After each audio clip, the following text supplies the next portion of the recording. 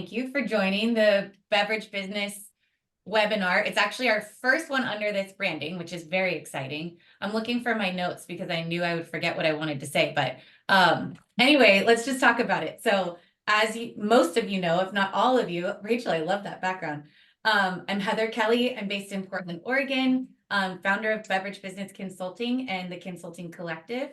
And I'm so excited to bring the first of many webinar series under this banner, hosted by Jeremy Barnyak and Rachel Apple. Rachel Apple's been in the coffee industry for over 18 years and is a consultant and a general badass person. They're going to tell you all about themselves. I'm just doing a quick introduction. Jeremy Barnyak is a new friend and also, the founder of Peak Negotiations and coach, and going to tell us all about himself in just a minute. But a few just like housekeeping pieces. We definitely want everybody to engage in the chat. So throw as many questions, as much like feedback as you want in the chat. I think these two will be asking you guys for feedback. So please do engage in the chat. Also, there will be a survey that goes out via the chat at the end. That will be after our Q&A session. I do hope that everybody participates in Q&A and things like that, because this is, all for the participants. So we want to make sure that your questions get answered. Also, in terms of filling out the survey, we keep these webinars free and so that they're accessible to the industry we love and the people within it. So the survey really helps us make sure that we're bringing the best content and the best information possible to serve the community. So please do take a sec to fill out the survey when you have a chance. And without further ado, I'm going to turn it over to Rachel and Jeremy. Thanks, Heather. We are Rachel and Jeremy. I wanted to talk a little bit about the impetus of why we wanted to have this discussion, because I've come from coffee. I started as a barista and I've worked as educator, manager, roaster, green buyer, quality control, supply chain manager, consultant. And so I've kind of had to figure it out.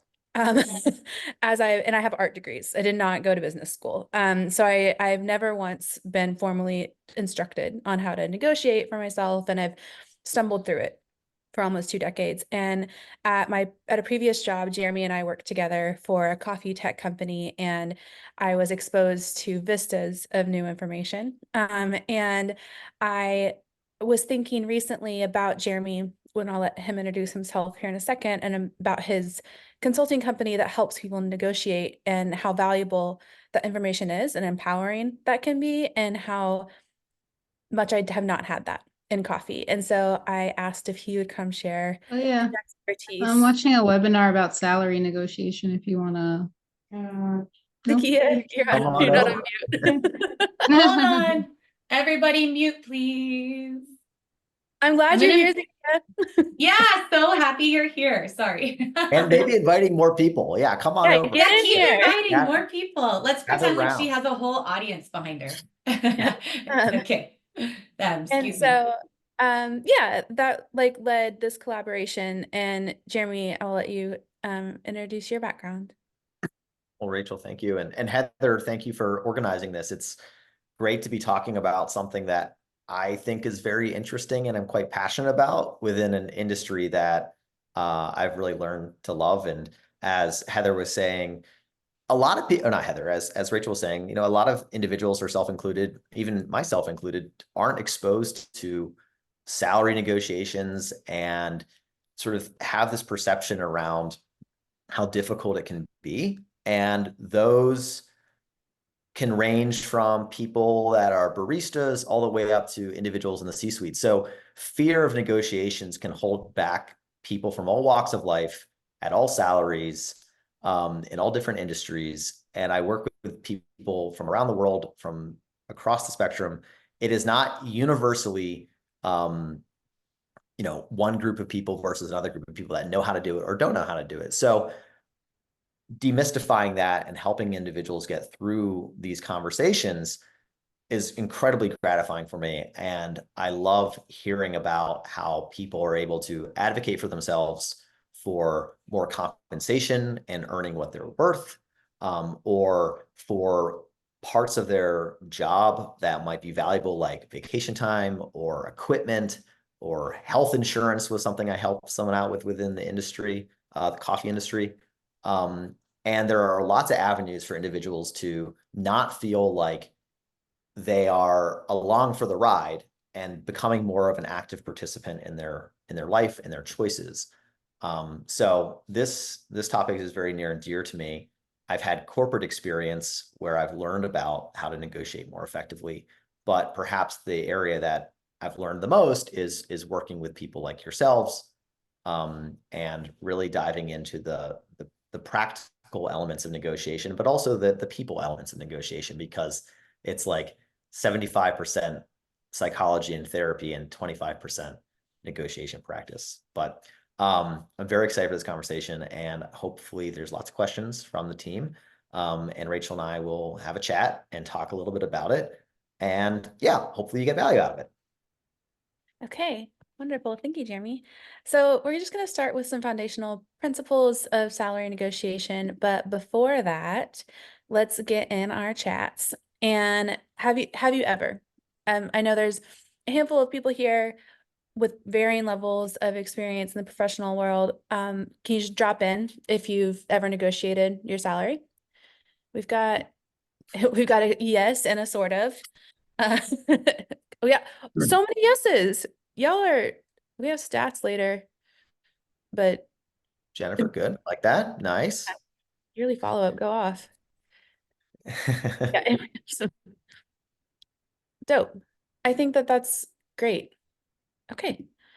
So Jeremy, why do you feel strongly about negotiation? Yeah, I know. When I start talking about negotiations, I get very passionate about it. And I was really excited to see on the chat that such a large number of participants who responded said yes to that. If we look at this on a macro view, about 50% of people within the United States don't negotiate their salaries, which is interesting, right? So basically, like, one group of people are advocating for themselves, and another group of people are not negotiating or advocating for their salaries. And that's not to say that, people always should, or there aren't reasons that are justifiable why they can't do so, whether that be from, limitations in their background that have made it harder, or things along those lines. But there is a huge population out there that is simply not doing it. And why I feel strongly about it is, for starters, I don't want to work forever. This might seem sort of obvious, but the more money you make, the less time it takes for you to accumulate the same amount of wealth. So in a Harvard study, they found that those negotiating their salaries would work 8 years less to accumulate the same amount of wealth as those who don't negotiate their salaries. And from a personal perspective, an interesting story or observation from my own life was, my wife and I started on the same day at the same company. We carpooled for 3 years before I plucked up the courage to ask her on a date. But we had the same jobs and the same performance reviews, and we basically had done the same thing for about 4 or 5 years, progressing upwards. When she and I left to go to business school together, we quit on the same day. I was making 25% more than she was, even though we had started at the same point. And it had come through kind of consistently coming back to self-advocacy. My wife's a little bit less likely to, she does the work and expects to be rewarded. That is a great quality, but it can be magnified by knowing your worth, what you're adding, asking for it. And if you're not doing that, many times managers or companies are not going to take the initiative to make sure that you're getting paid fairly. And that was such a close to home example of where wage disparity can take place. And this is particularly true with basically people who aren't white cisgender men. So it could be women, it could be, there aren't, as many studies out there beyond that, but it can be very impactful to your earnings. The last piece being that when you do negotiate, the outcomes are actually pretty similar to those of those who do. The other point that I like to think about is sort of the effort of input to the output ratio. As a parent, I'm short on time, so I think about things a lot in an hourly basis. And negotiations is this really interesting space where the amount of time and preparation that goes into it, while not zero, it's generally not that large, but can be worth a tremendous amount down your lifetime earnings. So to properly prepare for a negotiation might take half an hour, talking to a couple of people. But then on the flip side, that conversation may not take that long. And you could find yourself earning, 10%, 15% more compounded over your lifetime. And that can be hugely valuable. So while these conversations can be uncomfortable and sometimes can be difficult to want to jump into, they can be one kind person who may need one though. Hey, Air.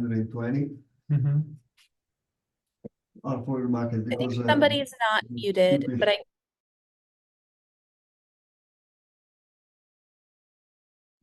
okay. I think we Now- have to re-unmute, Jeremy. Are we good?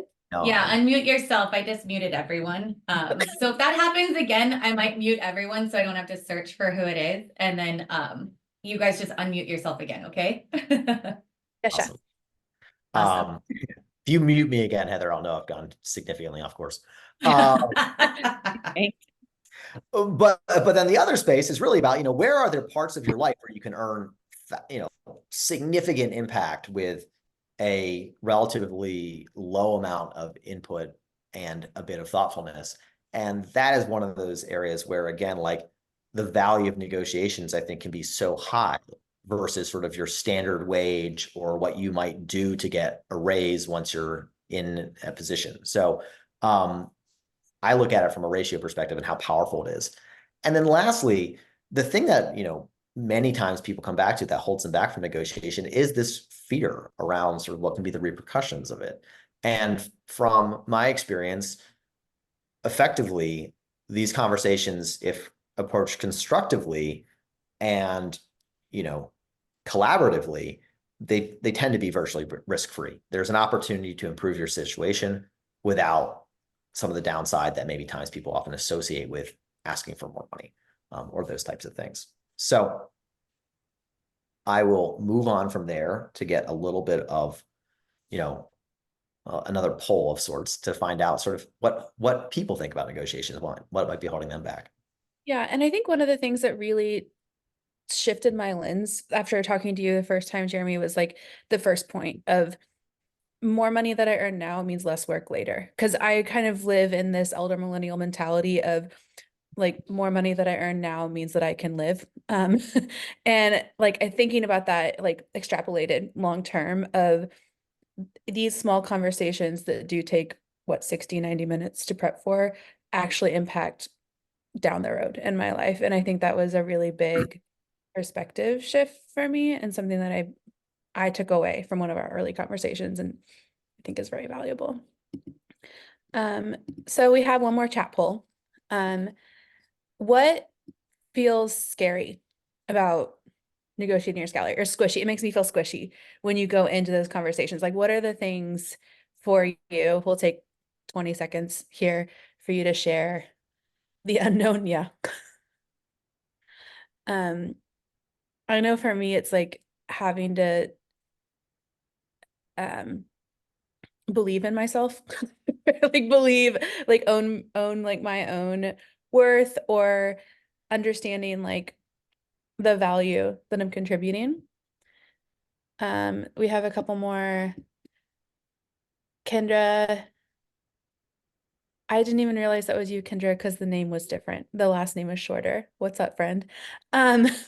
Sounding unreasonable, the no, closing off for upward mobility, how will people react, confidence in your worth, imposter syndrome.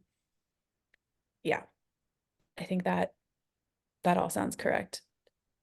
Putting yourself out there, potential rejection. Yeah, for sure. Yeah, saying your worth. That's true. Like, even if you feel it and you know it in your heart and all the people around you believe that, having to say that out loud and attach a monetary number to that and expecting when you leave the conversation that that's going to happen, having to open a larger conversation and justifying. Totally. I think we're all really calibrated here. Good job, team. Yeah, these all seem really, Yeah. these seem like the things I hear all the time. And gosh, and I can relate to these as well. Thank you for sharing. Those are vulnerable questions. Go ahead, Jeremy, with these. Yeah. I mean, we basically have found the answers here. But yeah, those are what has been shared, unsurprisingly for me, is very common from what I hear from people, or from surveys, or I do this and for a profession at this point in time, but a lot of the pieces that were shared that on there, like, also come back to me too. Oftentimes when I'm looking at my compensation for a customer, I have to make sure that I'm not underselling myself, that I'm not having imposter syndrome, because it can creep in so easily to our psyche. And I think, or what I say is that for many times, like, the hardest people that we, negotiate with, or the first step of negotiation is convincing yourself that you are worth what you're asking for, and that you have the foundation to go forward. And with that, I think, can come a lot of power. But many times people will tell me a lot of reasons why they shouldn't be paid what the market would pay them. And I first have to have a conversation with them to understand, like, well, is that the case? Let's dive a little bit more deeply. So what have I seen? The first is the fear of losing an opportunity. In a poll of people, almost 100,000 people, that was the number one reason that people did not negotiate their job offers, which was this concern over, it was 50% of people said this, was the concern over having a job taken away from them. Now, I would be curious if anybody here has personally experienced a time where that has taken place, or knows firsthand of that taking place, because I have not come across that. It is sort of the Sasquatch of the negotiation world, or the Loch Ness Monster, or the boogeyman, or whatever it may be. But you hear of it, but you don't really ever see it. So I've never met a person who has asked for more compensation in a constructive manner and had an opportunity taken away from them. And if that were to happen, I would argue that you don't want to work there. If you can't talk about fair pay on the first day, then when is it ever going to make sense to be there long term? Like, the job's just going to get harder, and your compensation is probably not going to get better. So that would be my starting litmus test of a place that I would not want to work if that was how it was reacted to. The other piece, which I think comes back to a lot of what people mentioned when this was a lack of confidence about my worth, or not feeling like I am worth what I'm asking for, or uncertainty. The other major component that I see is a lack of awareness about what is the market compensation look like. And there's a couple ways that this plays out, or is more acutely prevalent in my experience. One is when people are shifting industries, going from, or fundamentally different types of businesses. So for example, when Rachel moved from working in coffee in the industry to working at a tech company, similar industry, different lens, right? So understanding when your world is changing and going to people within that space to learn more about it, or going to the internet to learn more about it on places like Glassdoor or salary.com, et cetera, et cetera, et cetera. So the way in which you can build confidence in your value is by looking at your network, asking people questions along the lines of, hey, I'm applying for this role, and I was wondering what your experience would be on what the salary type, components might be, or what the range might look like. And that can be incredibly powerful because then you know, like Rachel works here and is getting paid X for this amount. She has more experience, less experience, a different background, but like you can use it to kind of triangulate in of like what is reasonable. And then if you do that a couple more times and it starts to cluster around a number in conjunction with other areas of research, you will feel more and more confident about what your number is. And that can bring a tremendous amount of power to the conversation because you can't be told, well, that's not the case. And you're like, well, let me tell you about who I talked to, or let me tell you about why I don't agree with you. And the way in which you overcome that feeling of imposter syndrome, or the way in which you can help overcome that feeling of not having confidence, is by building knowledge. And in this instance, knowledge is power. Or in many instances, knowledge is power. So the other one that I hear sometimes is that it's more than I expected. People come in because they haven't done the research or they haven't looked into it closely enough. They don't have a firm benchmark. So they might think, okay, if I was paid $30 an hour at my last role and I'm hoping for 35 and they offer me 45, that's amazing. And I'm not here to crush people's spirits, but an example that I think about is, one of my clients moved from working in nonprofit to working in corporate, and they paid her like $50,000 more than she was currently making. And she was ecstatic about that. 3 years later, she found out she was earning $50,000 less than everybody else on the team. So it can be hugely, costly to just use your expectations, if not grounded in information, and using those to sort of drive how you view what you're being offered as being fair or not. Which I think is really closely tied to number 2. And we're going to have story time here in a minute, but the lack of awareness, lack of tools that you're bringing to the conversation, and there's a lot of tech, there's a lot of VC, there's a lot of consolidation that's happening in coffee right now. So there's a lot of bright, shiny things that previously we have not had access to, like 401ks, like better health insurance, like reasonable PTO. So when you're offered the barest of minimum for that company, you're like, oh my gosh, look at this feast, this buffet of things that I can have. And you don't even have frame of reference for what that is in that industry and what that can be, and that you're going to be like the cheap hire, right? Unless you arm yourself with those tools and that information to then go in and know, even if it's more than you expected, it's not actually par for the course for that situation. Yeah, that's a great follow on. And then lastly, I think, it resides within probably all of us, which is this fear of the uncomfortable, fear of rejection, hearing no, just doesn't feel good. But usually what you'll find, right, is that the line between reaching your potential and the likelihood of rejection are pretty blurry. If there's a probability that what you're asking for will be pushed back on, then it's likely at the right point. Of like, oh, maybe it'll go my way, maybe it won't.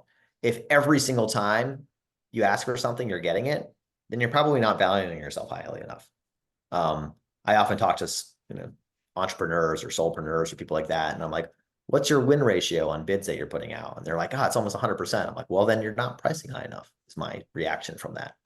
I've got a question. Oh, sorry, Jeremy. Yeah, of course. Jeremy Stone asked, is it common for people to ask what other people are making in similar positions at a company? And I think in bigger companies, you can ask for like, what is the pay band for this? Like usually in well-structured companies, they have, ceilings and floors. But also I think I would highly encourage talking to other people within your company too. Like you can talk to other people about your salary. We've been ingrained that it's like a hush hush thing. You're not supposed to talk about that. And that's to disempower you as a laborer. Like talk about it, talk to your people, like ask. And again, even if you're just asking a colleague, the worst they can do is say, no, I'm not super comfortable having that conversation. Great. They told you, you can move on. You didn't lose anything there. Absolutely. So Is it common for people to ask? It's a great question. Is it common? Probably not as much as it should be, as you're alluding to, Rachel, but it is highly valuable to have that conversation. The thing that can come out of it, I actually was given advice from a person that I really, really respect. And she was my first manager. She's continued to be a longtime life mentor of mine. She gave me some advice, which I don't think is good advice, frankly. Early on, where she said, never discuss your salary with people because someone will walk away feeling bad. And, like, she's right. That's probably true. If I said, hey, Rachel, I make $100,000 and then you find out that, like, oh man, I only make 75. Like, yeah, it probably hurts, right? Like, but then you can go address that. And so like, I will fully agree that putting yourself out there, you're taking a risk that you're going to feel that someone is going to get information that doesn't feel good from that conversation. However, from that information, you can help react to that and help you. If you're making more, you can help that person advocate for themselves. If you're making less, maybe they can help you advocate for yourself with that information. So Rachel was absolutely right. Like, it's holding down labor. No one benefits from this other than I was companies. gonna say, who benefits from not having that conversation? Nobody. The company. The company benefits from not having that Oh conversation. yeah, that group too. And so even if you are making more than someone or you are making less than someone, you both leave with fuller information and context.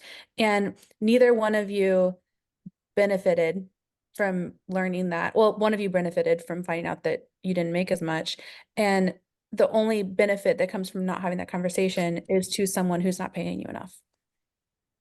Yeah. So, and I think there's ways in which you can ask it, are you comfortable? Can you share with me? Can you give me a range?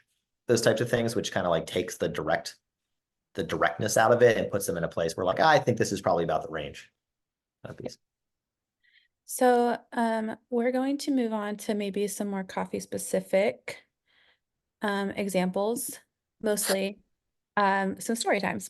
Because I think Jeremy and we had a couple of different stories we had thought about sharing. One, I think we each had we did meet at a coffee tech company, and so we both had different entry points into that company. And then I also we don't have a ton of any baristas in here, but I also had a story about from when I went from being a barista to a roaster and actually took a pay cut. So where should we start, Jeremy? Either one of those sounds interesting to me. So you jump on it. Yeah, I think maybe starting earlier in my career, then we can move to later in my career. In 2012, I believe I had been a barista for an Oklahoma City coffee shop, and I swear tips are better in the flyover states. Like once I moved to Boston, and I started as a barista there, tips tanked, but people here are hard. And so I was making maybe a base level of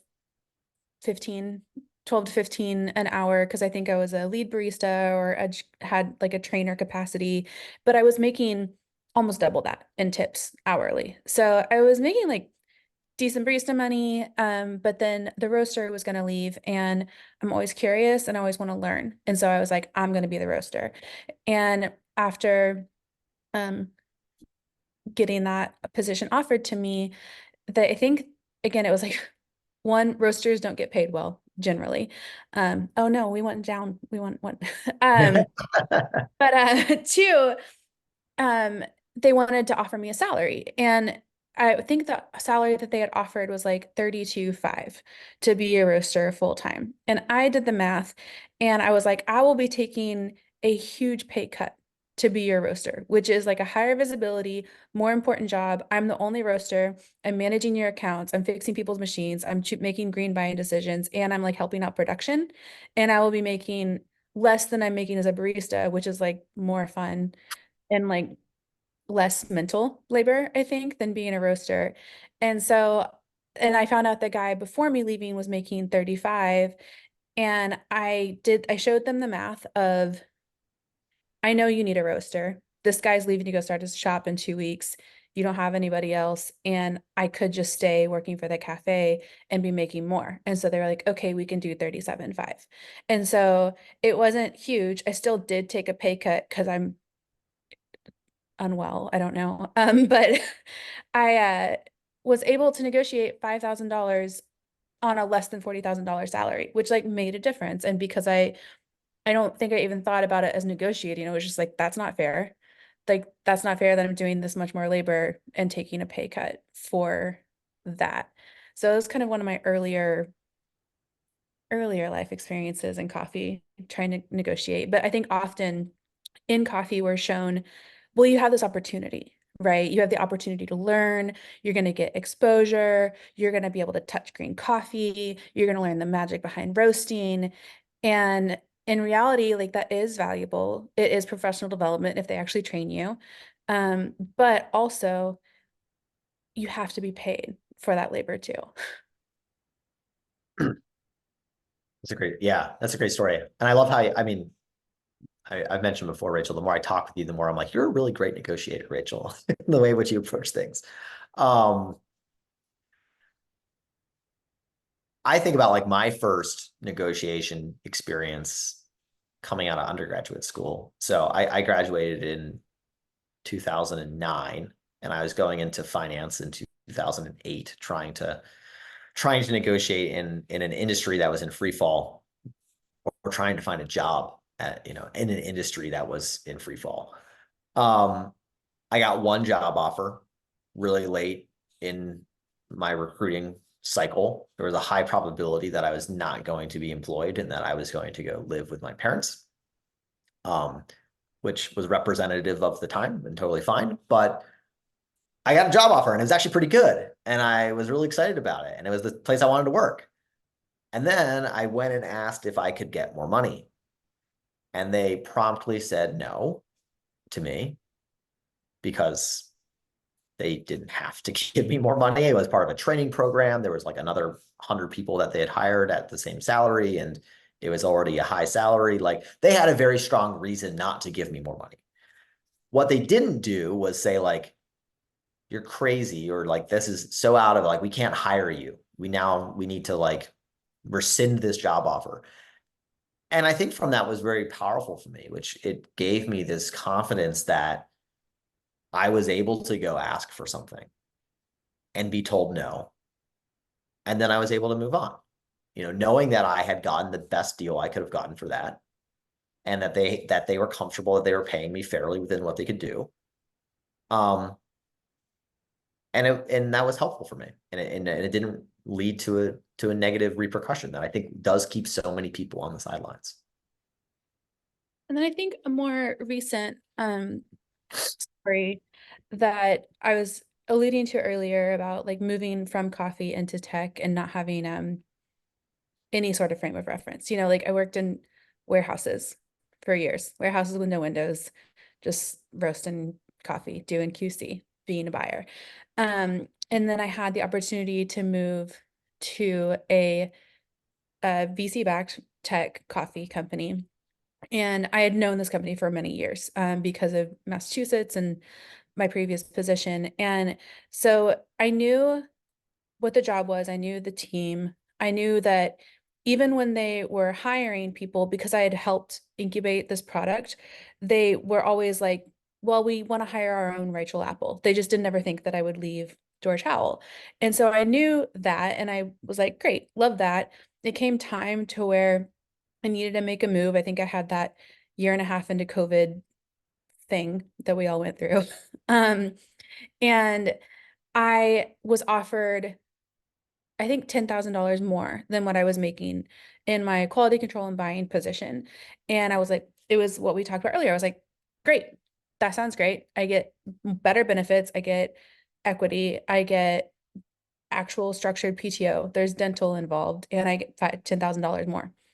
Yes, I didn't even consider doing comps, understanding that the landscape might be different and what working in that capacity looked like. And so I started at the exact same time as a different colleague. We were both on the coffee team, and she was an absolute dream, and she had less than half of the experience that I had at the time. I worked, I think that was 16 years in coffee, 15, 16 years at that point. And that colleague, she had been in coffee for 5 to 6 years. We started both in a managerial position, both in the same coffee team that was under the food science. We were very like lockstep. And within a month, we were friends, we were gabbing, and she actually started the conversation saying, I'm a really big advocate of like women getting paid their worth in coffee. Are you willing to talk to me about like what you make? And I was like, absolutely, 100%, babe. Yeah. And so she shared what she made with me, and I was like, oh shit, that is 26% more than I make. And I was like, uh-oh, I fucked up, right? Like that was my like my gut check. And so I realized immediately that I had negotiated, and she was offered what I was offered and was like, no, that's not worth it to me, because she had to relocate for the job. And they were like, okay, well, what about this? And she was like, okay, yeah, I can do that. And so I had my 60-day coming up. I wasn't even out of my 90-day, but I was armed with tools and knowledge. And also, I'm an openly queer person who was on this team and making 26% less than someone who had less than half of the experience in the exact same role and team and timeline that I was at. So I did all the comps. I was then like indignant and like ignited, and I was ready to advocate for myself. And for me, it wasn't even negotiation. It was, you're in the wrong and we're going to fix it. Was like the lens that I came to that conversation with my boss. And I had done maybe 45 minutes of like research and other quality control in tech or quality control in food science roles, because I hadn't ever thought about it through that lens. And I sat down with my boss and I laid out the groundwork. I didn't even have to open the folder on my computer to show her the comp. She was like, yeah, you're right. That's wrong. It's wrong, and we'll fix it. And so in that one conversation, they adjusted my salary that 26% up. And that was my new base level. And so even though in my head, I'm still like, well, I'm still twice as experienced, but I just got this one huge leap in my salary because I asked for information, I used the information, and then I went in ready to have and not be told no about that discussion. So that was one of my more recent and I think really salient things that stuck with me of, this is how you behave in these companies, you know? Why don't we, Rachel, I think I love that story. Why don't we use that to like, yeah, segue into quickly talking about sort of some of the quick building blocks of having those discussions. Obviously, Rachel, we can talk quickly here about some of these research pieces. Because I want to make sure we leave time for Q&A at the end. Totally. I saw, thank you for that time check, Heather. I think we have one more slide. But I think it's important that even just as a woman in coffee, as a woman in business, like learning how to advocate for ourselves and like knowing that like our worth is our worth, and like we are much more like reticent to engage scientifically backed here, like what what we're valued as in our career. And just wanted to show a couple metrics about like the studies that have been done behind salary negotiation. And we don't have to spend a lot of time here, but these are some real life examples from Jeremy. I screenshotted your website, but like some negotiations of like outside of coffee experience of people that Jeremy's worked with and the increases through negotiations that Jeremy's helped these people with. And so I made some just made up, but like similar, like Coffee Pal equivalencies. So like as a barista, even if you get from $14 to $16 an hour, and that's kind of a big leap as a barista. Often you're offered 50 cents, like a quarter. But if you can come and negotiate that more, like a $2 an hour increase is 14% of your total salary. Whereas if you go from a cafe manager who makes like 55 up to 75, which is much more like market rate in a bigger city or medium-sized city to like manage a cafe, you know, that's a 25% salary increase. And like across the board, these are some equivalencies of similar numbers, like in our language, I guess. Did you want to talk about anybody on this screen, Jeremy, or you want to go to our last little roadmap? Oh, you're muted, I think. Yeah, Heather muted me. No, we can move on and talk about sort of some of the fundamentals, and I think it ties nicely into well, talk about negotiation as mindset if we want. If you'd like to talk about that for a second, Rachel, or I can, whichever one. No, I think that reframing it as it's an ongoing conversation. It's sort of a mindset of advocacy for yourself in the workplace. Like, it's transactional, it's business, it's not family. And like, it's a mindset of always negotiating, whether it's for better equipment, for better professional development, for better pay, whatever it is that's going to like increase your output of like what you're getting back out of the labor that you're putting in. I think having that mindset, it's not just one conversation, it's like an ongoing framework to work within. Yeah, I agree. And it's also not like there are winners and losers in this. I mean, many times both parties are winning. So for example, when Rachel took her new understanding about what is fair compensation to her team, she gave them the opportunity to address that rather than for her to depart or for her to have a lawsuit, or there were lots of other less positive avenues that could go down. And they walked out of that both with a better outcome than had she done something differently. So we shouldn't view this as like it's a me taking from you, but rather a let's talk about this. Let's use the information at hand and problem solve so that we're able to collectively get a better outcome for the company, for the people, for everybody that's part of it. So let's talk a little bit about sort of what, I mean, we could almost just say, salary negotiation roadmap here, but as many of the overlapping principles do apply anywhere. But, Rachel, you talked about sort of how you approach this, and it was very clear in your mind. You saw, define the participant wants and their ability to do them. So from your perspective, Rachel, you wanted to have an equitable pay within the organization. To continue without that was probably a non-negotiable for you, and you would move on. You would leave or you would do something else to address that. So there was a firm line in the sand there. What would now, I do wonder whether you put on your sort of other side thinking cap of what would they want? They would want to retain you. They would want to avoid conflict. They were lots of reasons that this is highly rational for them to get to a place where your wants are congruent with one another. The second point, and this is helpful, it's a helpful starting point, is to think about like, what do you want? What do they want? The second point is, what is the strength of your position and your logic? While you said you did not have to open up your binder of information, you had accumulated a very strong position that you could reference back to, and therefore you felt comfortable asking for it. It wasn't like you came up with hey, I think I need to be paid 25% more. And they say, well, why do you think that? And you're like, because, Venus is aligned with Mars, it's like, whatever. But it's Jupiter today, actually. Full moon in Sagittarius. Thank you. Yeah, it's in regress or whatever. But maybe that would be a good, maybe I'm saying the wrong thing here. That would be a very rational reason, but your position was well-founded. And you were able to speak to that, whether they asked you to go into detail or not, you knew that you could. And from that, I think, comes a lot of confidence that people sometimes are lacking.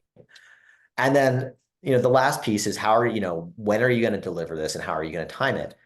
And I'm of sort of two minds here. I think that there are logical timing moments like review cycles, 60-day check-ins, annual performance reviews, like anniversaries. Those all make sense. But beyond that, if it's something that is bothering you and is fundamentally important and you have a strong position and you feel like it needs to be addressed, then I think there's no time like the present. Then you get prepared and you go and have the conversation. People are like, oh, do I delay? Do I wait? It's like, if you got to get it off your chest, go talk about it. And then lastly, is that prep and, that prep component where preparation makes better. Does it make perfect? Not always, but does it make better? So think about what you may say, how you may deliver it. Think about what they might respond with and how you would counter that argument. And I think you would be surprised that in a bit of preparation, you can actually envision a lot of how, not with perfect clarity, but a lot of how negotiations will play out. You're like, okay, this is what they're going to say back to me. Oh, I don't have the funds, or they're going to say, well, that's not the case. Da, da, da, da. Like, how would you respond to that? And even the preparation that goes into it, again, feeds into that feeling of confidence that allows you to deliver your ask in a way that will more likely, lead to a positive outcome. So I will stop there talking about this piece, and I think we're now moving on to Q&A session. Oh yeah. And I'll leave this up while we're chatting about Q&A, but those are a QR code for my Linktree and QR codes to find Jeremy on LinkedIn and Instagram. But yeah, let's open up the floor for questions. Feel free to take yourself off mute or drop it in the chat. Or if you had like one piece of something that was unclear or you'd like us to speak more on, let us know. I'll jump in with the first question if you don't mind. So my first question would be, a lot of times we think of salary negotiations as when we start a new job or get into a new job.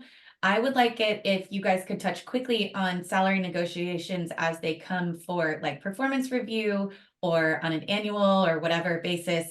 And maybe if your company is not even following an annual performance review basis, like how do you go about making sure that you're asking for that and getting involved in your career growth? Sure. I can take a stab at that. And then Rachel, if you'd like to add on, please do. Well, I think the first thing that I would suggest somebody do is to, as you mentioned, some places don't have annual performance reviews or do compensation adjustments, is to understand what is the process. And that can come from talking to your manager, that can come, depending on the size of the company, from talking to the owner of, what is the process for compensation adjustments and ensuring that, we're consistently competitive, just so when does that happen? What can I expect? Can you walk me through how that decision is being made? And that will be like a very important foundational element of knowing what to expect and how to react to it. So if, for example, they're like, we never do it, well, then you might want to come and say, that seems sort of atypical from what I've seen. I would be more comfortable if we had a conversation annually, perhaps on my yearly anniversary or working or something along those lines. So first of all, is like, understand the process. Who's making the decisions? How's it come up with? Sometimes that can range from very formal to very informal. Large Fortune 500 company probably happens at a specific amount of time. It probably goes through these processes. It's probably ladders out to these sort of equations, and that's the number. Then the other point beyond that, how do you recognize that your contributions are being effectively incorporated into your salary?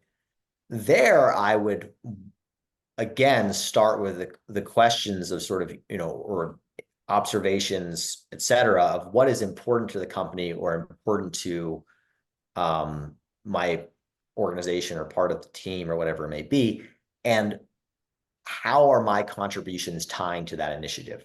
So, for example, if growing revenue is the primary concern, then framing it in ways in which your contributions lead to revenue growth. If customer satisfaction or number of, espresso shots per hour, or like, understand what your contributions are doing to the organization that they clearly care about, and try and articulate how you connect to them. And the better you can do that, the more likely you're able to say, well, last year I did X, Y, and Z, and it drove A, B, and C.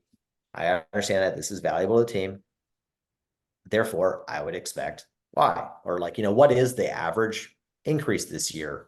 How can I be above that? Et cetera, et cetera, et cetera. So if your job is not clearly driving value to what they care about, think about how it could, think about how you can reframe it, or think about like, am I working on the right projects? Am I doing the right things? And that might unlock some larger conversations as well.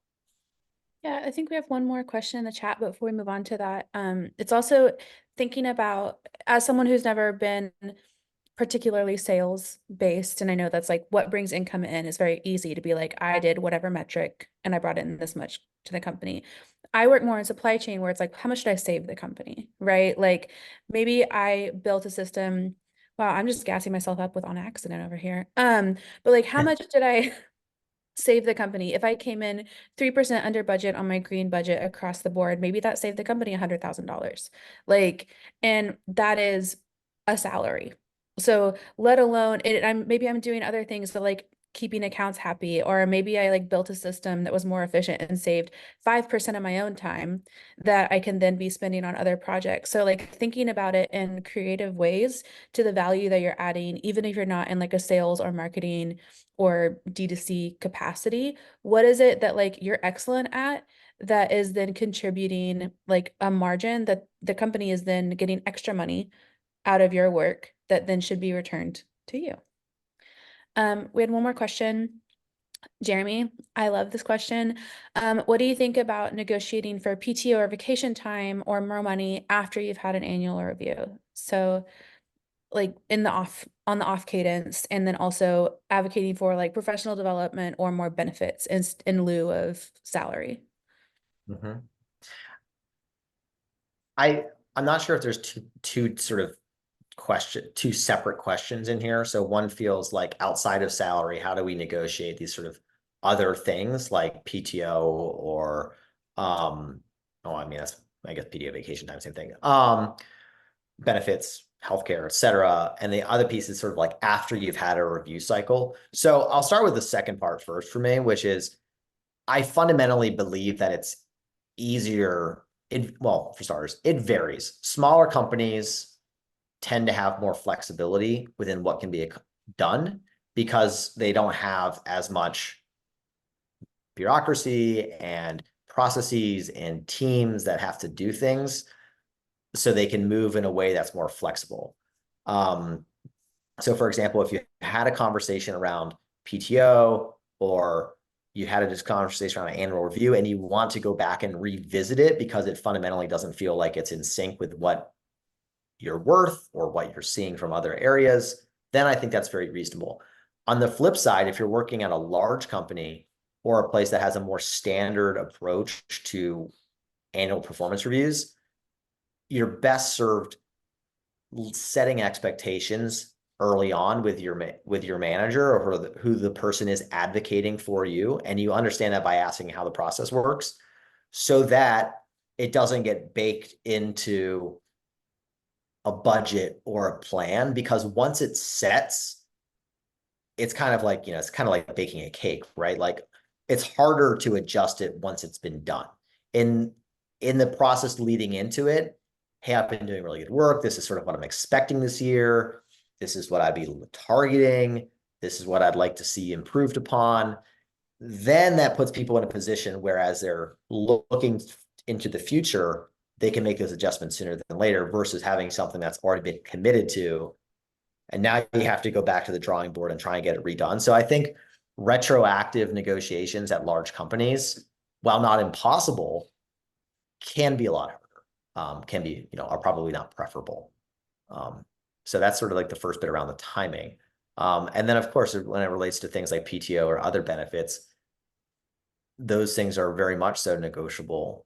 And the same approach ties into it of what are others within the industry or other similar roles looking like or getting, and then going to discuss that with your team or with your manager or with the HR department around sort of, if you're not able to do X, can you do Y? Or I would really like to have PTO more comparable to my peers, kind of thing. Well, and we have like 2 minutes left, and something that I think is important a lot to us in coffee, we're curious folk, we're passionate folk, is other kinds of professional development. Like I know Kendra was here at some point and she's a Brewers Cup head judge. And so I think an active part of her negotiation is I participate in Brewers Cup, even though this isn't like part of this job, that job. Kendra, I'm just throwing your stuff out here in the streets. But that's, I think, an important part of her professional development, like, because competitions are so important to people like her and to me. And when I negotiated at that tech company, I'm really involved in Cup of Excellence. And so I was like, at bare minimum, I will be participating in one Cup of Excellence that you're paying for annually, because that's important to me. And that was like part of my contract. And so after my boss who had hired me had left the company, I had to like go back and say, hey, this is part of it. I'm going and you're paying. And those are the rules.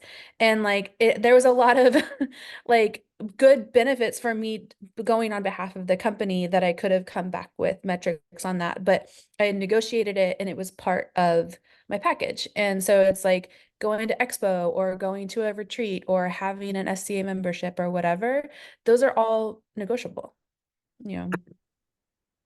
The big takeaway is don't negotiate with Rachel Apple. She will win the day. So we're coming up on a close, but we have one more question. So if y'all want to hang out while we get to Kevin's question, but if not, thank you so much for coming. I really appreciate everyone.